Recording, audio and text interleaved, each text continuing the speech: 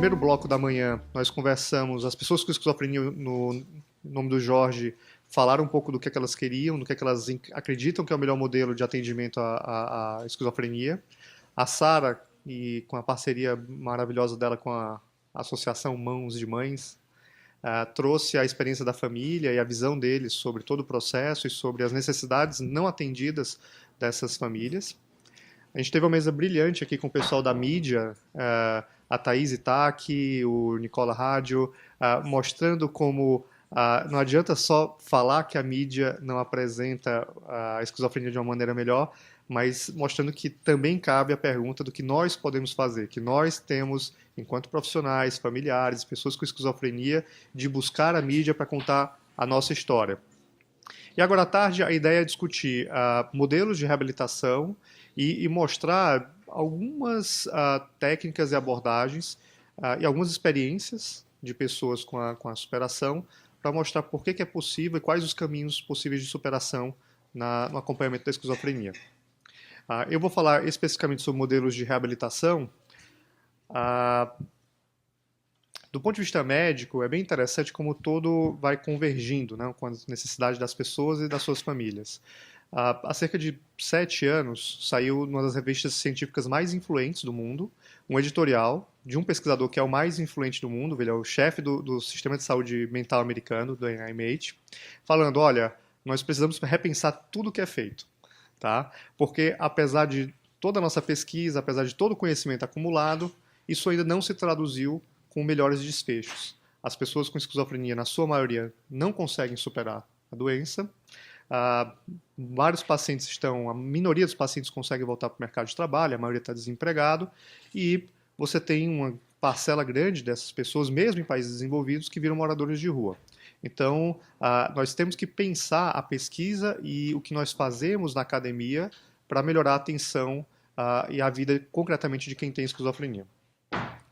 Bom, a gente levantou alguns dados, foram levantados alguns dados, e todos esses dados indicaram esse mesmo caminho. Nós temos cerca de 77% dos pacientes que controlam o sintoma, e esse controle ele é razoável ao longo do tempo. 46% dos pacientes não recaem ao longo de 2 anos. Isso é uma quebra de paradigma, porque por muito tempo o objetivo para o profissional médico, para o psiquiatra, é o controle de sintomas. Então acreditava-se que em controlando os sintomas, você conseguia promover a superação da doença. E aqui fica muito claro que controlar os sintomas é uma etapa necessária, mas não é suficiente. Porque só o controle dos sintomas não garante essa superação, não garante o retorno. E o que a gente observa é esse descompasso. 77% dos pacientes a gente consegue controlar sintoma, mas só 16% estão empregados. Então tem algo aqui entre o controle dos sintomas e a vida cotidiana e o dia a dia das pessoas que precisa ser modificado. Aí a gente, enquanto pesquisador, decidimos levantar esses dados no ProESC. Será que o ProESC, que a gente tem aí tão alta conta, é diferente? Infelizmente não é tão diferente, a gente ainda tem dificuldades. Vários pacientes estão sem emprego, vários pacientes estão recebendo benefício previdenciário, e aí aqui fica evidente o impacto econômico do que é ter esquizofrenia, não só para a família, para o indivíduo, mas para o país. É uma grande parcela de pessoas, a gente estima em torno de 1 milhão de pessoas no Brasil, tá? Que em sua grande maioria não conseguem trabalhar e precisam de um suporte. Isso tudo também gera uma carga para o sistema de saúde, e cuidar bem das pessoas e garantir o seu retorno ao trabalho é uma maneira de reduzir essa carga para o indivíduo, para a família e para o sistema de saúde. A maior parte dos pacientes solteiros, eles não conseguem casar e também, em sua grande maioria, tem dificuldades de ter vínculos significativos em termos de namoro. A gente avaliou uma amostra de pacientes em primeiro episódio, pacientes mais jovens. E nessa amostra, o que a gente pôde observar é que também já havia um grande contingente de pacientes ou desempregados ou que não haviam atingido a sua escolaridade esperada. Então, com 25 anos, se você não conclui o 2º grau, isso já te deixa numa situação muito difícil em relação a outras pessoas.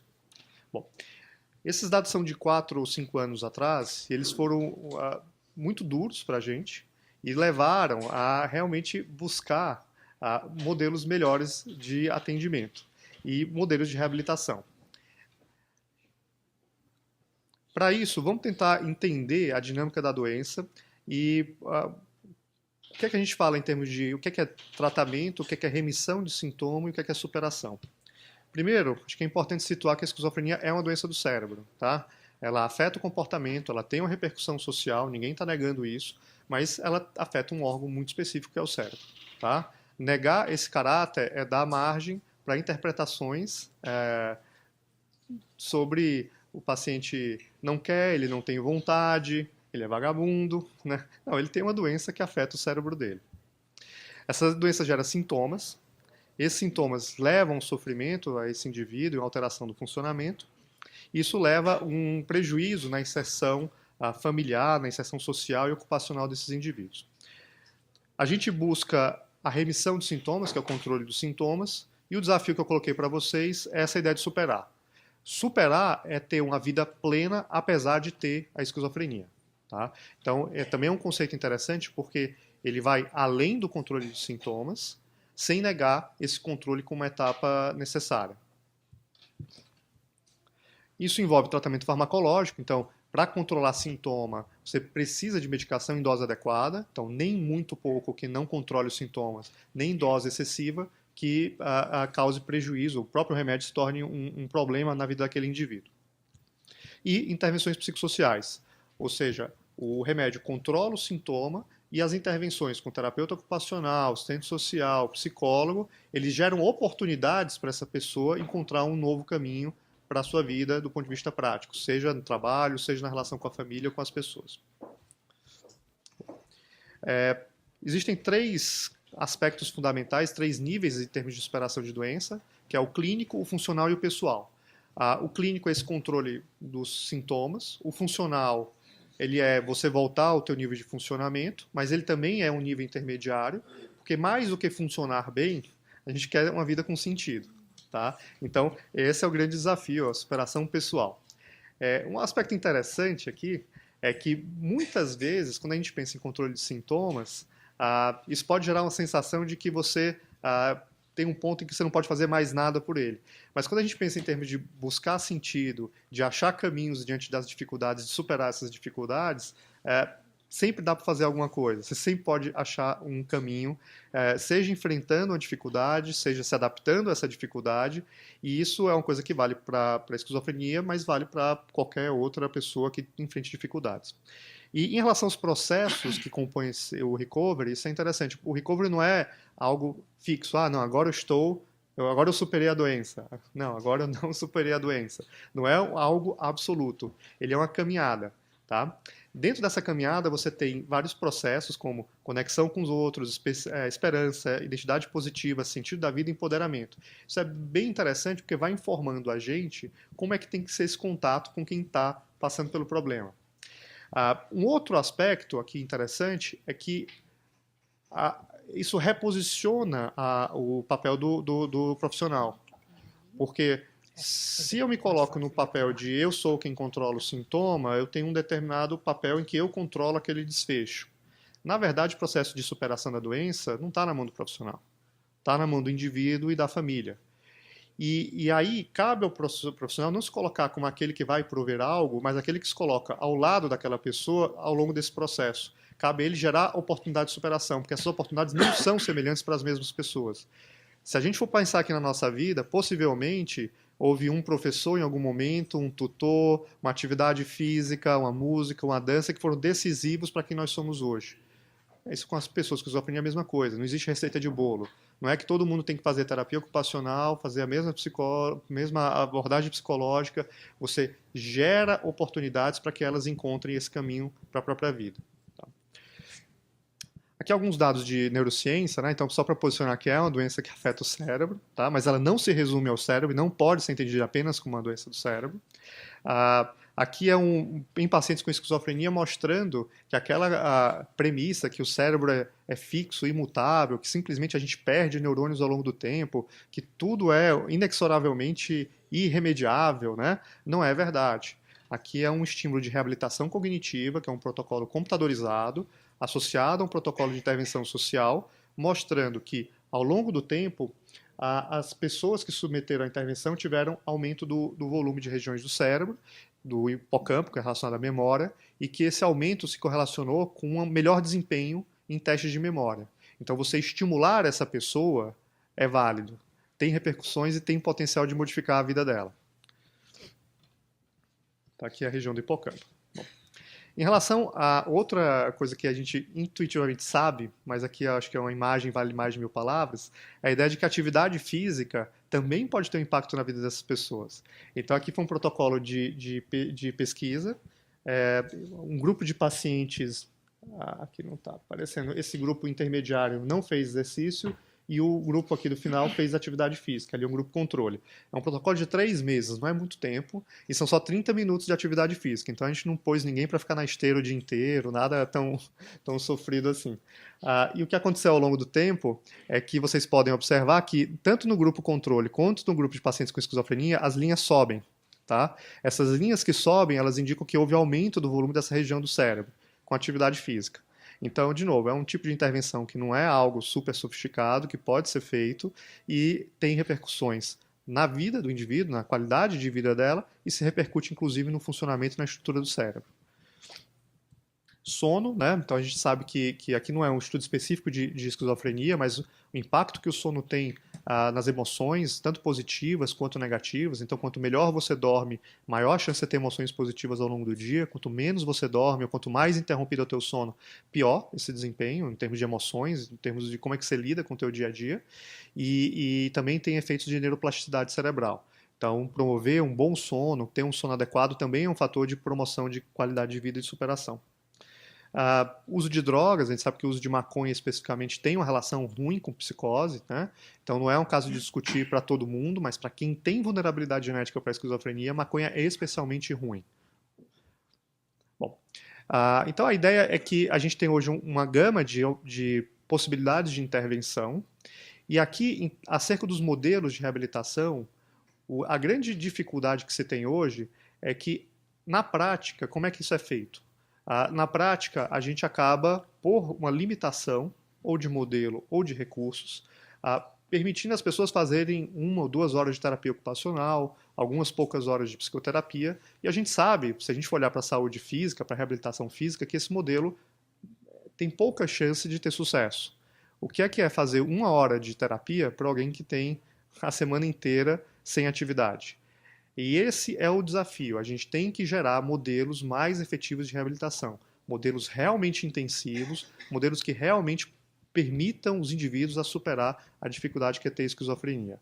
E para isso a gente precisa não de um único profissional, mas de ambientes em que essa equipe multiprofissional possa proporcionar isso de forma adequada, intensiva e com suporte para a família. Um outro modelo que é interessante é o de suporte ao trabalho, porque se a gente para pensar em termos de, olha, eu posso ter uma estimulação cognitiva, eu tenho um estímulo social, o trabalho acaba sendo algo que estimula a tua convivência social, a teu lado cognitivo, muitas vezes aumenta a tua carga de atividade física, porque você tem que se deslocar até o trabalho, tem que trabalhar ao longo do dia, e isso acaba sendo um excelente modelo de como que a gente pode reabilitar. O Inseri, que é o programa de inserção profissional do ProESC, ele tem dado mostras crescentes de que com apoio, seja por lei de cota, muitas vezes até fora da lei de cota, a gente consegue que as pessoas voltem para o mercado de trabalho. É claro que quando a gente pensa no espectro de quem tem esquizofrenia, em termos de gravidade, essa situação do suporte ao trabalho não é para todo mundo e a todo momento. Mas uma parcela significativa dos pacientes podem se beneficiar desse tipo de intervenção.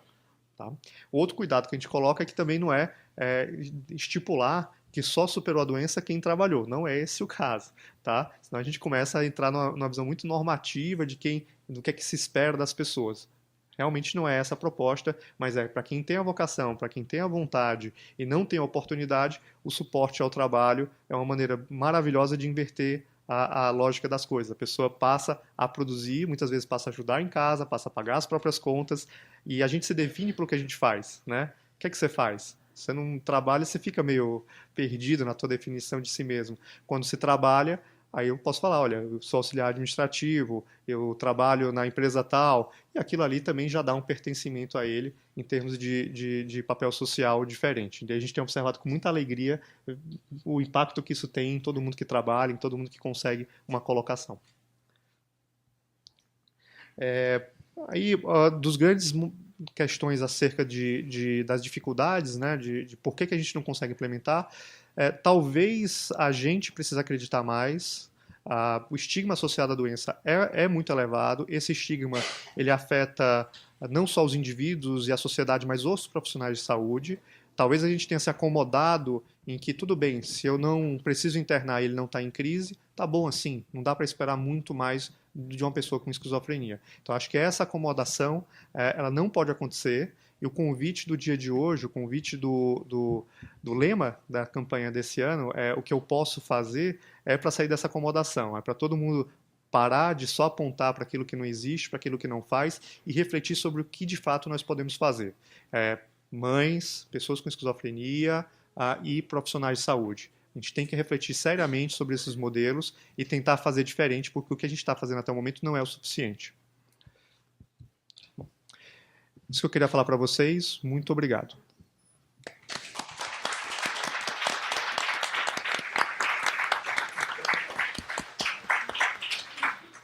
Obrigada, doutor Ari. Agora vamos passar para o José Ozzi, que é o integrante da comunidade de fala, diretor e tesoureiro da ABRE, e ele vai falar sobre vivendo o empoderamento e a superação. Boa tarde. Eu vou tentar ser contido, porque eu tendo a falar muito, sou bastante verborrágico. Queria dizer que eu me sinto bastante honrado de estar ao lado de pessoas tão maravilhosas, que eu inclusive vim a conhecer algumas delas, como a Sara, que eu já conhecia de vista, mas tem um trabalho magnífico, né? E a equipe do Proesc, da Abre, né? E eu quando penso no que dizer com relação a viver o empoderamento, né? E a superação, eu penso em termos de processo, né? Porque isso que o Dr. Ari colocou como a recuperação clínica, funcional e pessoal, ela é uma travessia, na verdade, né? Então, as pessoas que têm o transtorno mental, elas inicialmente elas têm os sintomas e a primeira preocupação médica é sair do surto, né? Uma recuperação, uma superação clínica, uma recuperação clínica. E só que isso não é suficiente, né? Eu tenho na minha família, é uma família que tem, já meu pai tinha esquizofrenia, a mãe do meu pai também tinha esquizofrenia. Eu tenho esquizofrenia, minha irmã, de uns 5 anos para cá, foi diagnosticada também com esquizofrenia.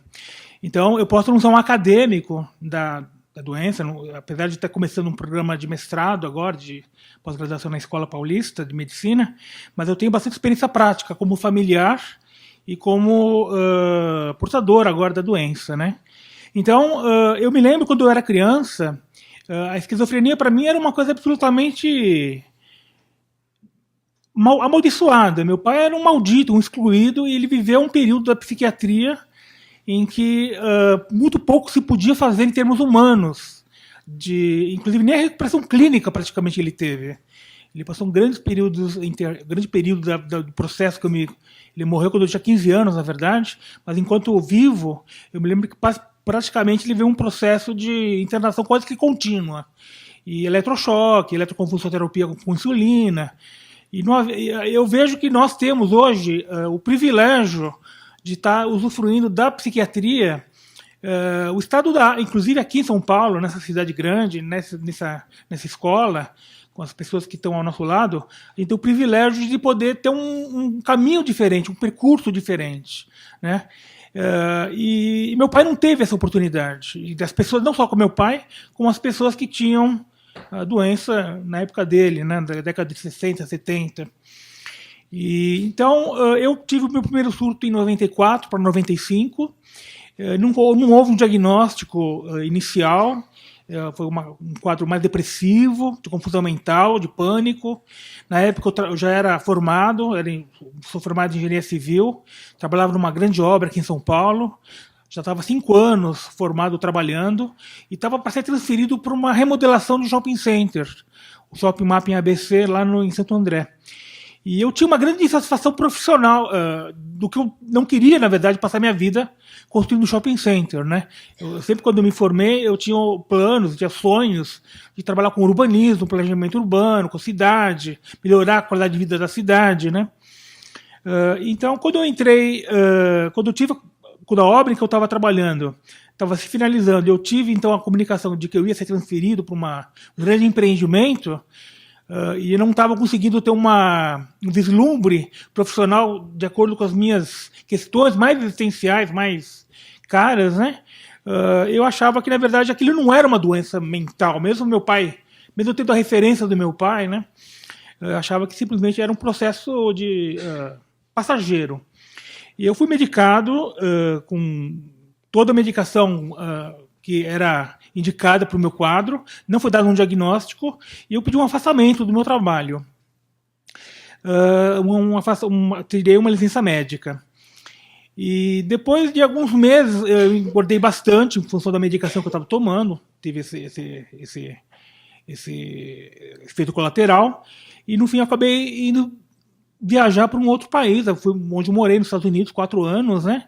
Inclusive fiz um mestrado lá, de um MBA, e durante o MBA tive 2 surtos, e esses 2 surtos eram surtos bem típicos de esquizofrenia, La Mente Brilhante, esse filme que é tão, para mim, paradigmático, né?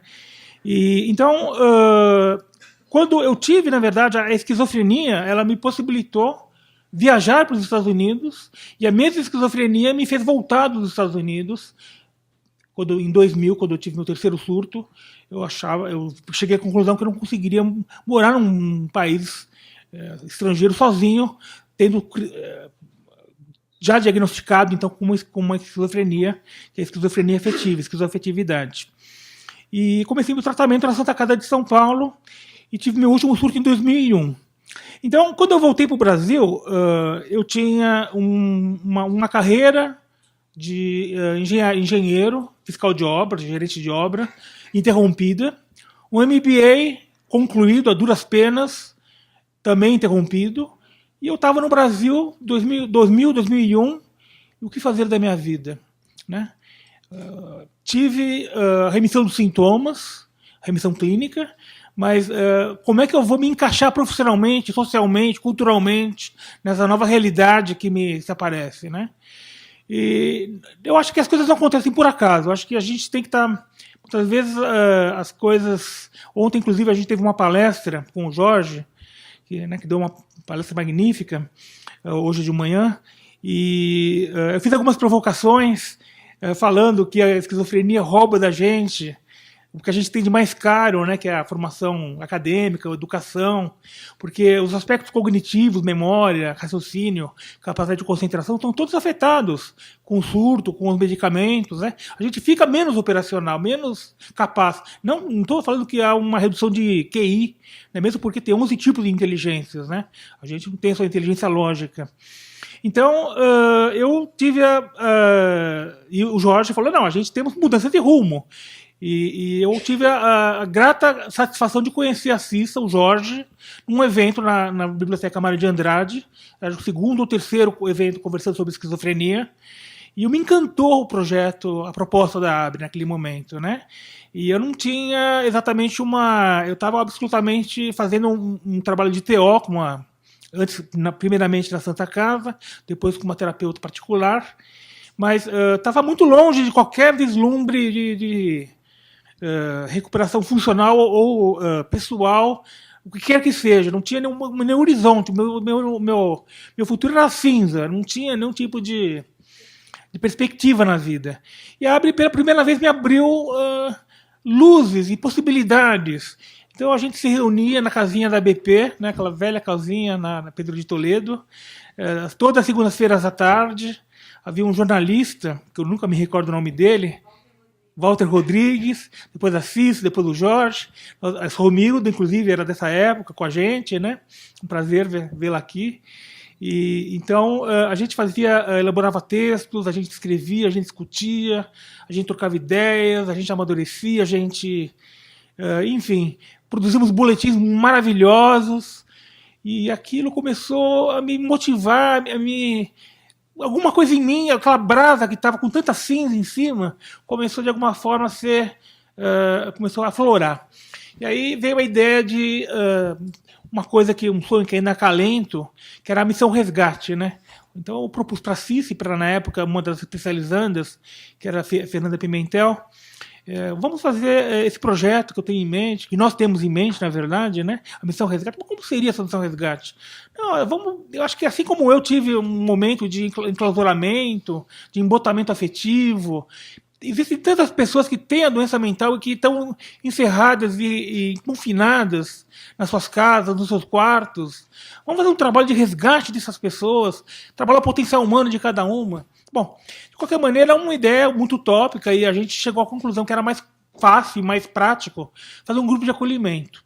Então, em 2005, já era 2005, quando isso aconteceu, nós começamos o grupo de acolhimento da ABRE, o grupo de portadores, né? A Umida era uma das facilitadoras, eu também era facilitador, 2 portadores, facilitadores, e a Fernanda Pimentel, e havia mais uma outra especializanda, que eu não me recordo o nome. E nós começamos então a começar a mexer, começar a fazer o início da nossa alquimia, né? Do nosso processo de enveredar. E eu tinha, naquela época, muita vontade mesmo de voltar a estudar, né? Mas começamos a participar de congressos, né? Eu, inclusive, nem tinha o preparo acadêmico e mesmo pessoal para dar palestras em congressos, mas o Jorge e eu íamos em congressos brasileiros de psiquiatria. O tempo foi se passando, as coisas foram acontecendo, e as ideias foram sendo agregadas, viagens acontecendo. Bom, resumindo, porque eu não quero me descender mais do que o tempo que eu tenho aqui, eu acho que tem alguns divisores de água na ABRE, que eu sou gratamente, como eu diria, gratamente beneficiado. Eu acho que foi a primeira comunidade de fala, que foi trazida por um estadunidense, um americano, norte-americano, Richard Weingarten, que conheceu a Cici e o Jorge num congresso em Campinas. E eles nos treinou, nos capacitou 10 pessoas para falar sobre superação na saúde mental, sobre superação do transtorno mental. E não era só esquizofrenia, essa que era a grande sacada do Richard, né, da comunidade de fala. O Caio mesmo, né, é uma pessoa que não tem esquizofrenia, mas tinha toque, tem outra que tinha bipolaridade, podia ser depressão, se tivesse alguém com depressão, alguma coisa de depressão grave.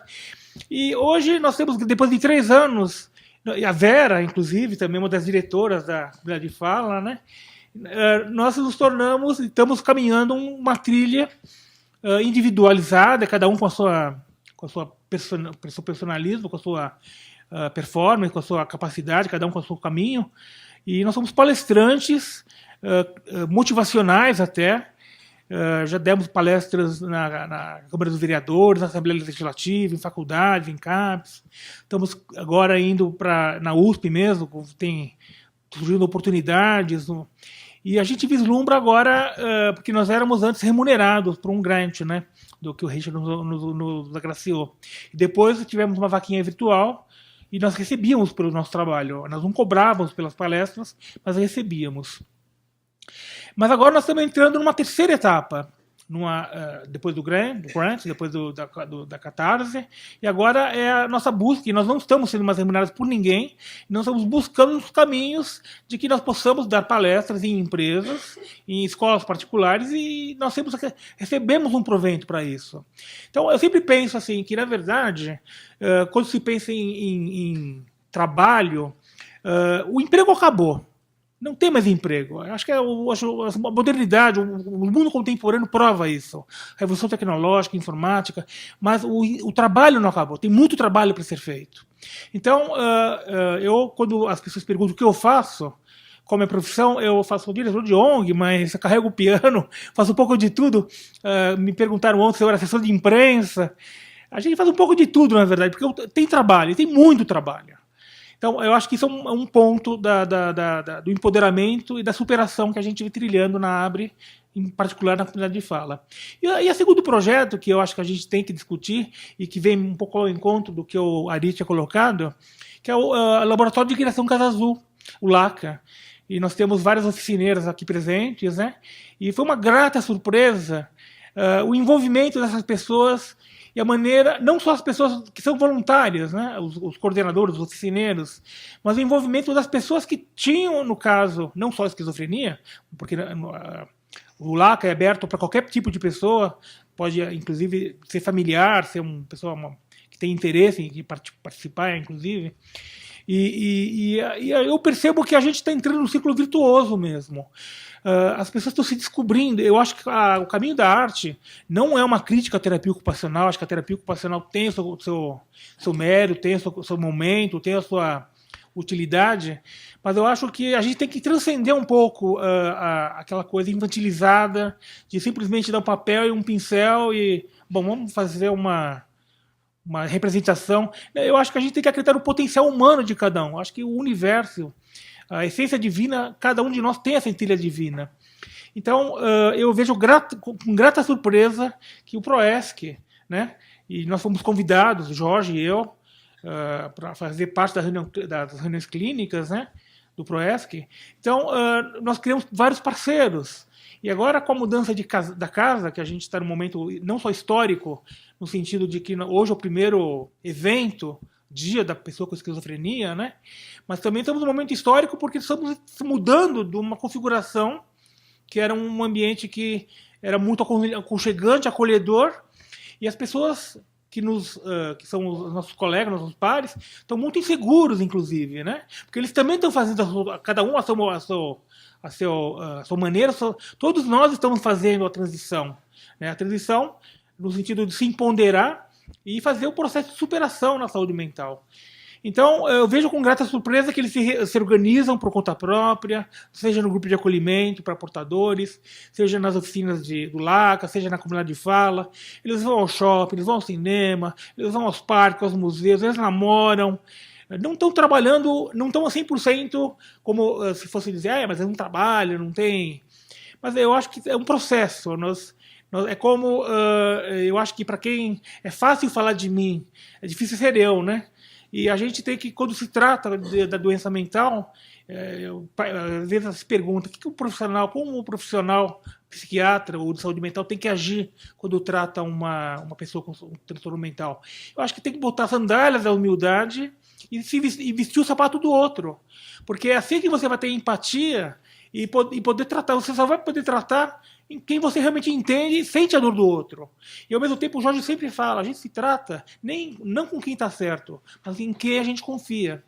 Então essa empatia, eu acho que a gente na Abre, no Proesc, a gente tem criado, eu acho, sinceramente, sem medo de estar errando, eu acho que a gente está fazendo história. Eu não tenho, na verdade, viajado como outras pessoas, o Cissa, o Radri, infelizmente o Rodrigo não está aqui para está contribuindo, né? Mas eu tenho certeza que nós não estamos nada a dever porque se faz em outros países, seja na Austrália, seja na Inglaterra, seja na Holanda, no Canadá, nos Estados Unidos. Inclusive eu tive internação nos Estados Unidos e praticamente foi o tratamento que eu tive aqui, foi o mesmo que eu tive lá. E isso até me alimentou uma teoria da conspiração, que havia uma grande rede interconectada de psiquiatria, bom, enfim. Mas a gente viaja na maionese. E quando a gente está numa cela fechada, restrito de liberdade, gente, você não sabe o horror que é isso. E a mente da gente a mil acontecendo. E a gente tem sinais, vozes, delírios persecutórios, bom, enfim. Então, eu acho que o caminho de empoderamento e de superação é um processo, a travessia. Mas, infelizmente, como as andorinhas, nem todas, as que migram no inverno, nem todas conseguem chegar ao seu destino. Algumas se perdem no caminho. Infelizmente, eu tive colegas que estudaram comigo na faculdade e fizeram comigo a Semana de Arte da Poli. E um deles, especialmente, que era muito querido, também tinha esquizofrenia, e ele cometeu suicídio. Então, eu acho que quando eu falo do luto, da dor, é muito bonito vir aqui na frente de vocês e falar das minhas coisas que eu faço hoje na Abre, no Proesc, ou da nossa maneira de superar a doença. Mas isso é uma construção, gente. Não foi feito do dia para a noite, é um processo. Isso é uma construção que vem sendo trilhada há 15 anos. E teve muita dor. Teve muita dor. Muitos momentos. Eu tentei o suicídio. O Jorge também tentou o suicídio. Perdeu uma perna por causa disso. Então, algumas pessoas sucumbem. Então, eu acho que quando a gente está aqui nesse momento, reunidos com vocês, eu acho que a gente tem que fazer uma rede, uma corrente do bem, para que isso não venha se repetir, para que a gente evite o sofrimento, porque eu acho que o papel do médico, e o papel da ABRE, o papel do PROESC, é reduzir o sofrimento humano, né? E quantas pessoas vão ser perdidas, né?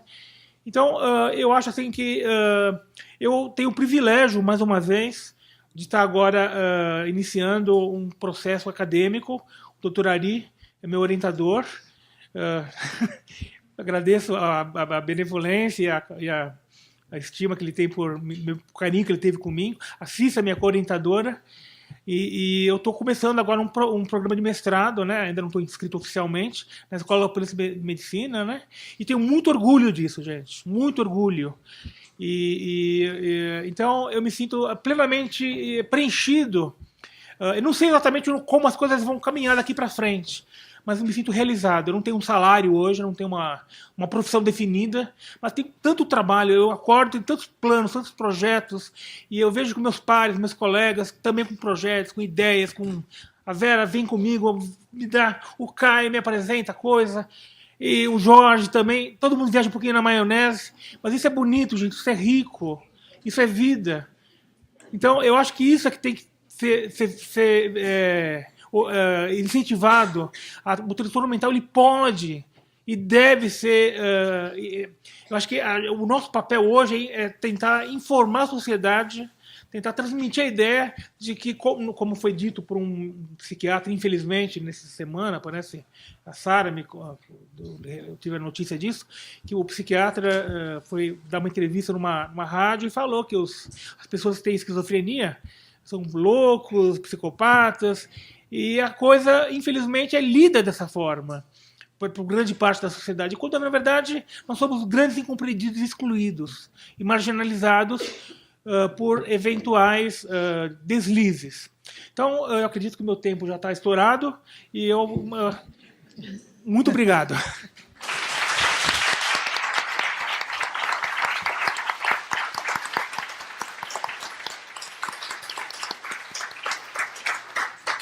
Obrigada, Zé, pelo belíssimo depoimento.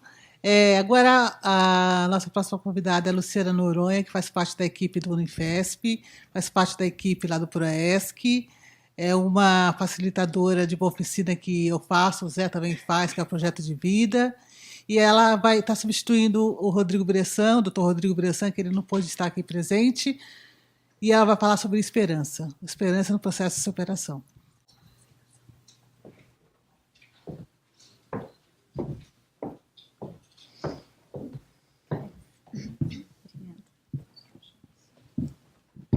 Ixi, o meu tamanho, isso aqui. Bom, vou tentar. Acho que eu consigo. Obrigada. Gente, boa tarde. Imagino que vocês estejam decepcionados. Estava esperando o Rodrigo, apareço eu. Desculpa, mas foi uma contingência do evento. Eu espero, ao menos, conseguir falar um pouquinho desse tema. E acho que eu me sinto um pouco à vontade para tratar desse tema, porque é um tema que eu venho desenvolvendo no meu trabalho no PROESC e na ABRE já há alguns anos. E eu sou psicóloga e desde que comecei a faculdade, meu interesse maior era trabalhar com saúde mental. E eu fui buscando estágios, trabalhos, enfim, coisas que tivessem a ver com essa área. E quando me formei, eu fui, depois de um tempinho, eu fui procurar o PROESC e a ABRE. E conversando uma vez numa reunião que a gente estava tendo de planejamento da ABRE, eu falei que eu queria muito fazer um projeto em que as pessoas pudessem trabalhar o futuro e a esperança e poder acreditar que a vida não acabou, né? Poder acreditar que tem futuro, que tem muita potencialidade em qualquer experiência humana. E aí, eu acho que essa questão da esperança entra aí de forma crucial, né? Assim, o que é esperança? Assim, o que é esperança para vocês? Eu estou perguntando diretamente, abrindo para vocês.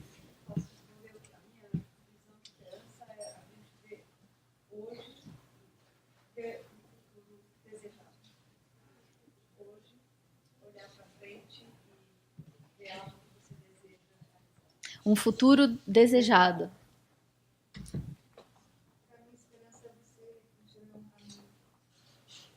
Enxergar um caminho. Acreditar. Sonho.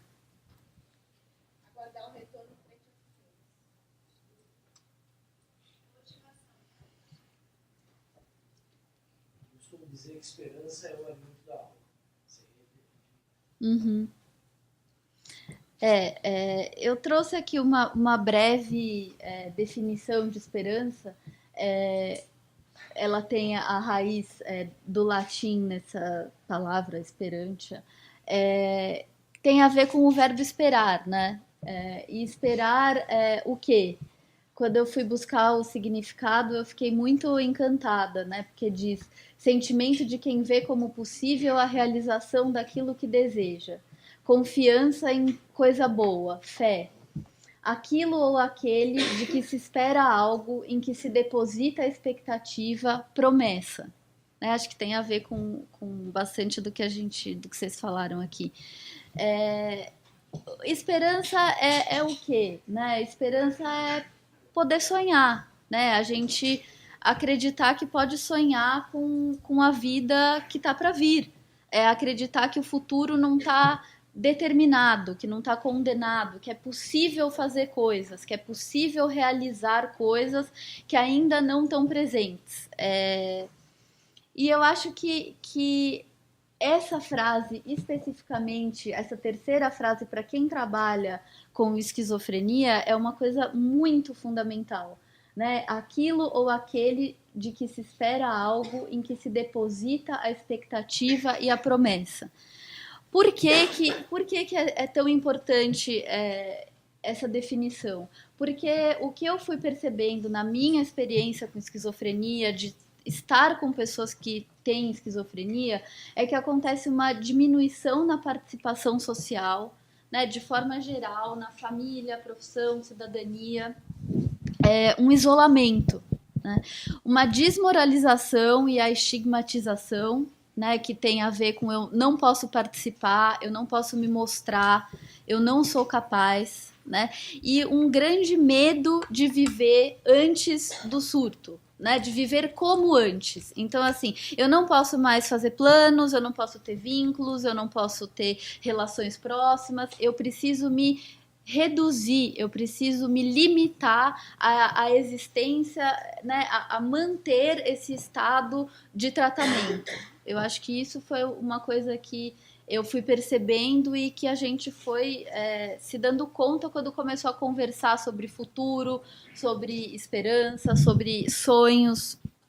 É uma sensação de não poder se engajar na comunidade, não poder sonhar, não poder fazer laços com o mundo.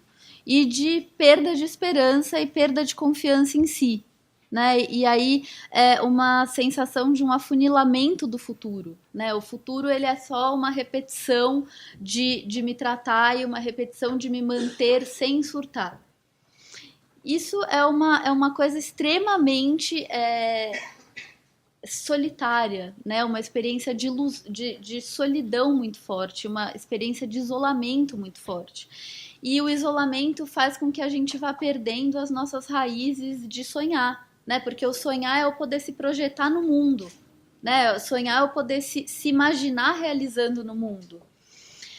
Bom, dentro de todo esse trabalho que a ABRE e o PROESC têm desenvolvido de superação, veio essa ideia de fazer um grupo em que a gente pudesse falar sobre esperança, sobre futuro, sobre o que é sonhar. Um grupo que nasceu ali com a intenção de poder oferecer essa oportunidade das pessoas poderem conversar, de serem mais livres.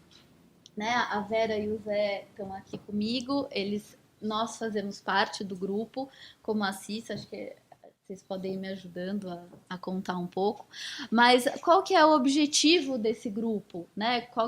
Acho que nosso objetivo de forma geral na ABRE no PROESC, mas esse grupo se propôs a tentar restabelecer o sonhar. né? Mas o sonhar é como confiança no futuro, de que o futuro pode ser uma terra fértil, né? De que a gente pode colocar sementes no nosso futuro. Falando assim parece uma coisa simples, mas é uma tarefa bem complexa, né? O que nós fomos percebendo ao longo do trabalho era que era muito difícil sonhar. Era difícil falar sobre sonhar, era difícil imaginar um sonho, embora fosse muito fácil falar e ter relatos sobre a doença, né? Ai, desculpa. Ó, minha inexperiência com o Rodrigo, isso não aconteceria.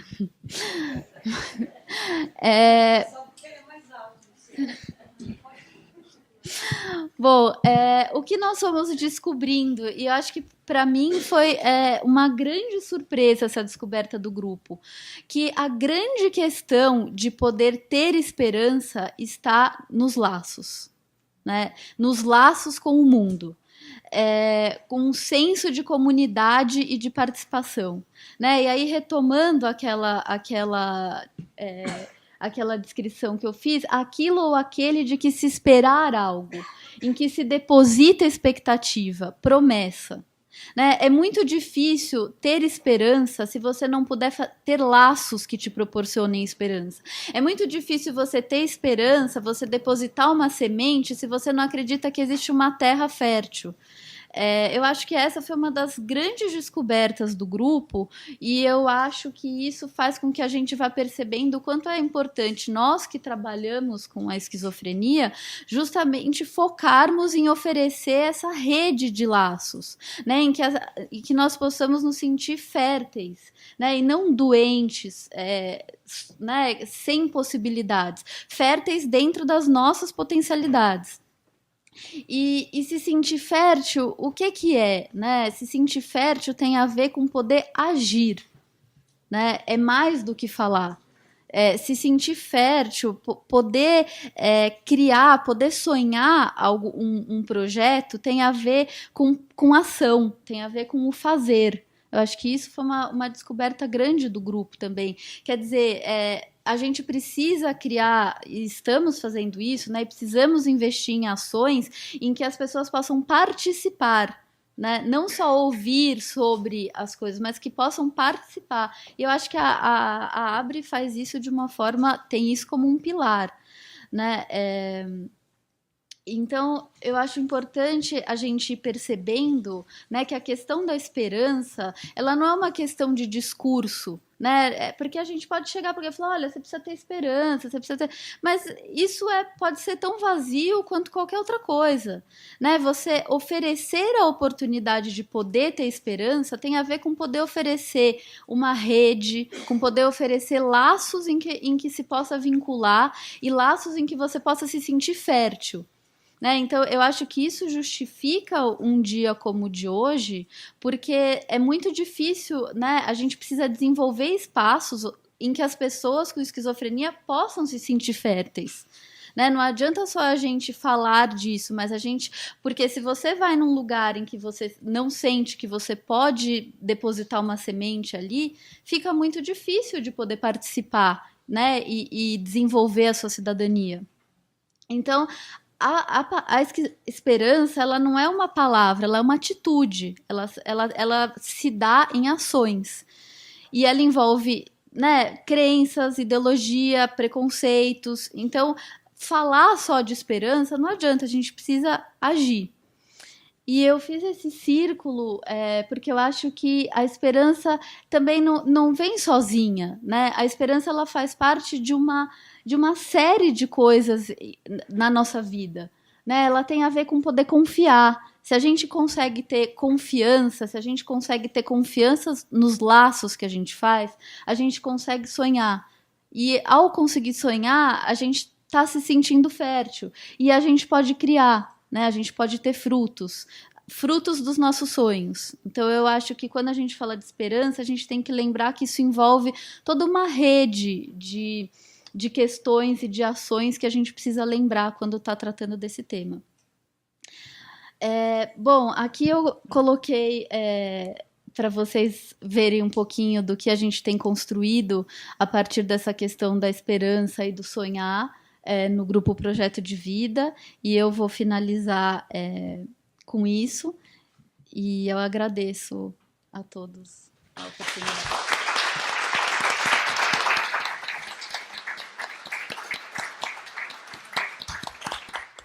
Obrigada, Luciana. Substituiu muito bem o Rodrigo Bressan. Parabéns. Gente, não tá... Eu queria discutir aqui, o doutor Ari falou da reabilitação, do projeto de reabilitação que existe aqui, né?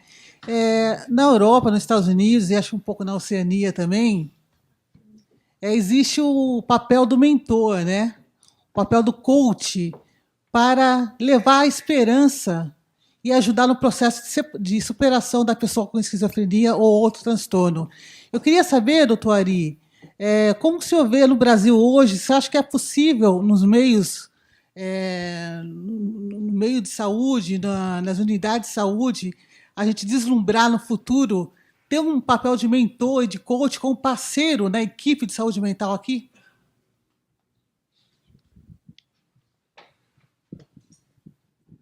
Vera, obrigado pela pergunta.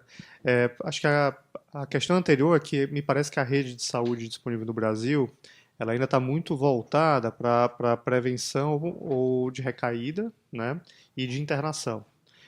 O CAPS ele tem na sua prerrogativa a reabilitação, mas o que a gente observa é que isso não é algo que é praticado na maioria dos CAPS de uma forma muito clara. Você não tem um modelo de reabilitação muito consensual, você tem algumas iniciativas esparsas. Eu acho que o papel do tutor ou outras figuras que podem ajudar no processo de reabilitação são importantes, né? Mas a gente teria que realmente repensar essa rede, ou repensar o espaço que isso acontece e como acontece, né? Acho que o que a gente observa é que informalmente alguns pacientes funcionam como mentores dos seus pacientes, os bons profissionais, onde quer que eles estejam, eles fazem isso, mas ainda não é um papel institucionalizado. Claro.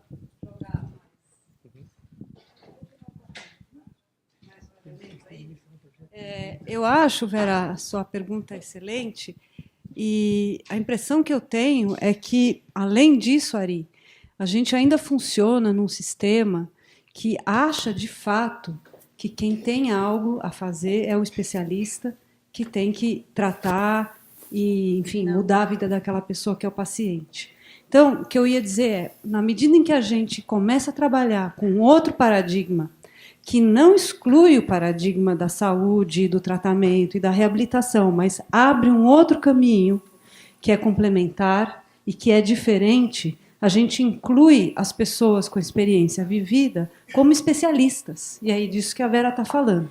Enquanto a gente não conseguir introduzir esse paradigma de verdade no sistema de saúde, né, a gente não consegue essa mudança. Mas eu acho que...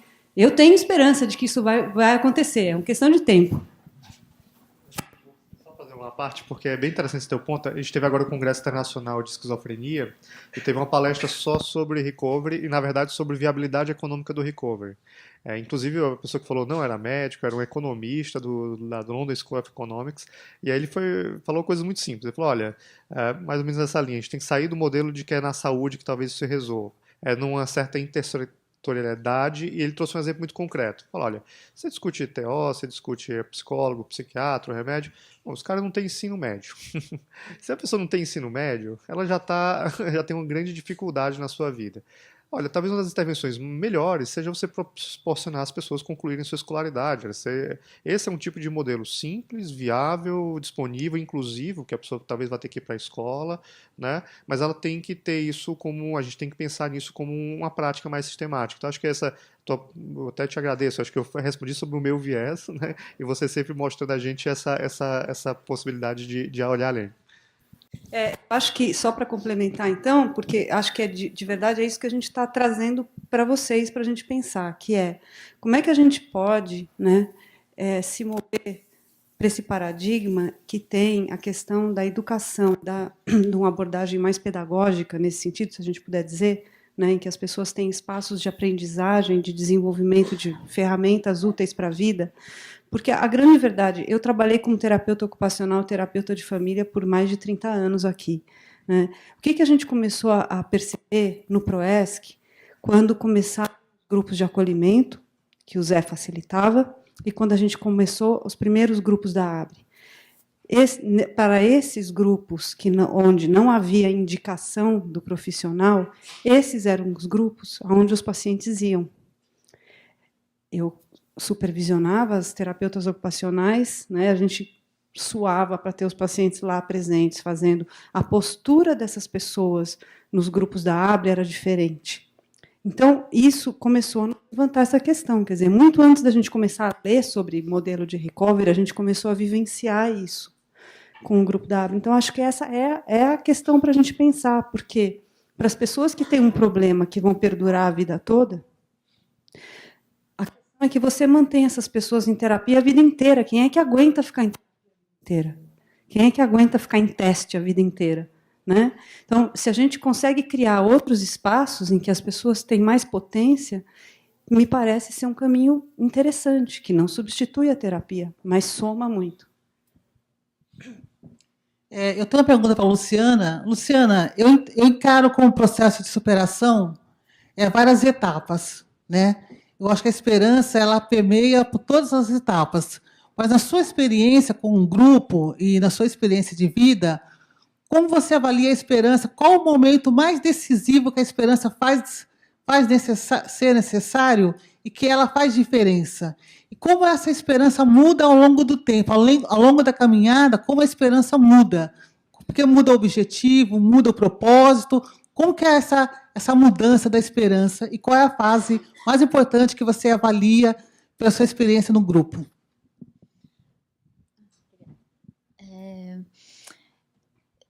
É uma pergunta difícil. Eu não sei se eu entendo que a esperança ela tem que permear a nossa vida praticamente o tempo inteiro, né?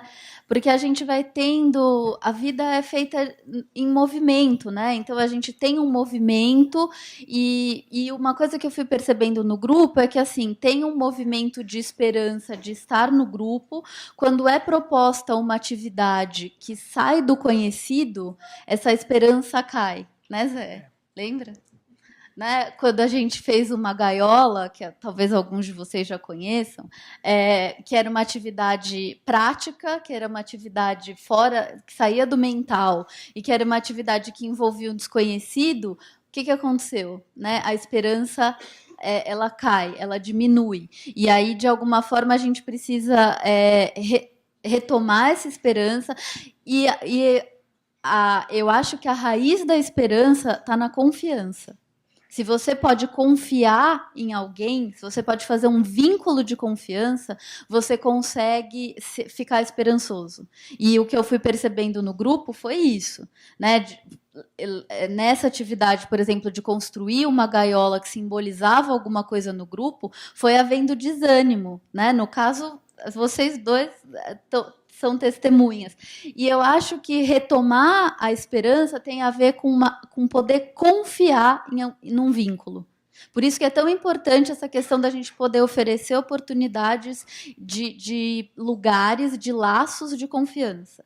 Agora, se eu fosse eleger um momento em que a esperança é muito fundamental, mais por conta da sua pergunta mesmo, eu acredito que talvez essa esperança do impulso de poder se aceitar numa nova condição. Talvez numa condição que não se esperava, que não tem uma boa... Vamos dizer assim, que o estigma dessa condição é um estigma que geralmente é pesado, é limitante. Eu diria que esse pulo da esperança de poder se aceitar e acreditar que essa condição pode envolver também um futuro promissor, um futuro feliz, eu diria que é fundamental, na minha opinião. Falando um pouco de esperança, a gente vê no grupo de acolhimento algumas pessoas que traçam planos, até no projeto de vida, muitas pessoas fazem planos, o projeto de acolhimento também não é diferente, e eu quero fazer faculdade, eu quero casar, eu quero... Muitas vezes eles enveredam, eles fazem o primeiro passo, mas logo em seguida desistem. Então, eles acabam construindo uma história de fracasso. E aquela história de fracasso acaba eclipsando e impossibilitando que eles deem o segundo, o terceiro e a continuidade dos projetos. Né? Então, é muito comum. Eu mesmo sou exemplo clássico disso. Muitas coisas, o que vocês veem quando eu falo de empoderamento, superação, são as coisas que deram certo. Né? E se eu for falar das coisas que deram errado, a maioria das coisas da minha vida deram errado. Mas quando você vai fazer um currículo, né, um currículo vitae, né, você põe só o sucesso. Né? Então, Mas, Zé, desculpa, a gente aprendeu no fracasso também, Sim. né? Porque quando a gente construiu a gaiola, caiu, né? A primeira caiu, a gente foi lá e fez de novo, né? A gente confiou que podia fazer uma melhor. Aliás, a melhor forma de criar experiência e acertar é errando, né? A partir do erro é que você aprende. O melhor aprendizado é esse, né? Legal, eu concordo com a Luciana, eu acho que o impulso inicial é com a aceitação mesmo. Eu acho que a partir do momento que você aceita, você tem esperança que você vai viver uma vida plena, digna, empoderada. Eu acho que é o momento mais importante, é o inicial. Mas eu acho que a esperança muda com o tempo. Eu acho que conforme você vai mudando de fase, quando eu digo, é o caminho, é a trilha. Você é diferente, né? É diferente do começo, é diferente do meio, é diferente do final. Você muda e as coisas mudam e os seus objetivos, seu propósito de vida também muda. E a esperança também muda, porque são outros sonhos que você vai tendo, né? Mas a esperança é importante em todos os momentos. Mas eu concordo com a Luciana, que eu acho que a esperança de você aceitar que você tem uma condição e que está bem, que é uma condição como qualquer outra, que você pode viver bem apesar disso. Isso é muito importante. Essa esperança que eu estava referindo, por exemplo, de um tutor, de um mentor, de um coach, que é uma pessoa que tem experiência vivida em esquizofrenia, toque, seja lá qual for o transtorno mental, e poder passar uma esperança de, como, eu não sei se a palavra mais correta é falar de exemplo, mas talvez ou o Jorge usou a palavra de lição, né? Mostrar como lição de vida que é possível superar. Então, dar esperança para o outro que está em processo de superação, mostrar que é possível superar, que ele já passou por essa superação. E eu acho que esse mentor, esse coach, é mais um trabalho de dar de alavancar uma esperança mesmo, de dar um impulso da esperança e de deixar acesa essa esperança. Isso é muito importante quando você está no início de um processo de superação. Né? Eu acho que, se alguém tiver uma pergunta rapidinho, só uma pergunta, tem alguém que tem uma pergunta? Não? Murilo? Oi, Murilo. É o seguinte, eu não tenho esperança, eu acho que a esperança para mim é um sonho muito distante, mas eu sou um buscador faminto. Quando eu quero uma coisa, eu vou buscar. Então, eu queria saber como vocês espalhariam a esperança, semeariam para todo mundo, a nível nacional, programa, alguma coisa. Vocês têm alguma ideia? Eu acho que a gente discutiu aqui até agora, né, principalmente na parte da mídia, que é essa coisa de divulgar, de levar modelos, de exemplos de superação. Né? A Abre faz muito isso, né? Que é divulgar, que é levar a informação de que é possível você viver com esquizofrenia, mas viver bem, superar. Então, acho que a informação e o exemplo da parte de divulgação, de mostrar trabalho, de dar voz para as pessoas com esquizofrenia, para estar aqui para falar com pessoas sobre isso, eu acho que é muito importante e acho que as pessoas que estão ouvindo falam, poxa, posso ter esperança que o meu filho pode chegar lá, que pode conseguir isso também. Ou a pessoa que tem esquizofrenia pode falar, poxa, legal, eu posso alcançar isso também. Então, acho que é isso o papel de divulgar e de fazer um trabalho de psicoeducação, de educação de pedagógico, como foi falado aqui. Acho que é um meio. É um meio. Eu queria fazer só uma provocação pequenininha, sou especialista nisso, e às vezes causa mal entendido, né? Mas, assim, eu acho que todo processo de superação, e isso vale para todo mundo, é processo. Nós somos processo. Eu li recentemente num livro, não lembro o autor agora dessa frase que eu vou falar agora, se você encontrar Buda no caminho, mate-o. Murilo, o que é esperança se não fome de viver? Né? Eu não sei, mas eu entendo esperança justamente como a fome de querer ver o que vai acontecer. Às vezes a gente tem de curto. Eu achei muito interessante a sua pergunta, porque eu tinha o plano de terminar a apresentação, acabou não acontecendo, com uma poesia do Drummond, que ele diz exatamente assim: este é o nosso destino, amor sem conta, distribuído pelas coisas pérfidas e nulas, doação ilimitada a uma completa ingratidão, e na concha vazia do amor a procura medrosa, paciente de mais e mais amor. Amar a nossa falta mesma de amor e na secura nossa, amar a alma implícita, o beijo tácido e a sede infinita. Eu acho que a esperança é isso, né? Fome e sede de viver, apesar do medo, apesar de todas as inseguranças, né? E a possibilidade de um recomeço sempre, né? Bom, a gente vai encerrar. Se tiver mais alguma pergunta, poderia fazer no final, na parte do debate. Eu agradeço vocês terem ouvido a gente, agradeço a Luciana, que substituiu brilhantemente o Dr. Rodrigo, agradeço o José Ozzi e o Dr. Ari. Obrigada.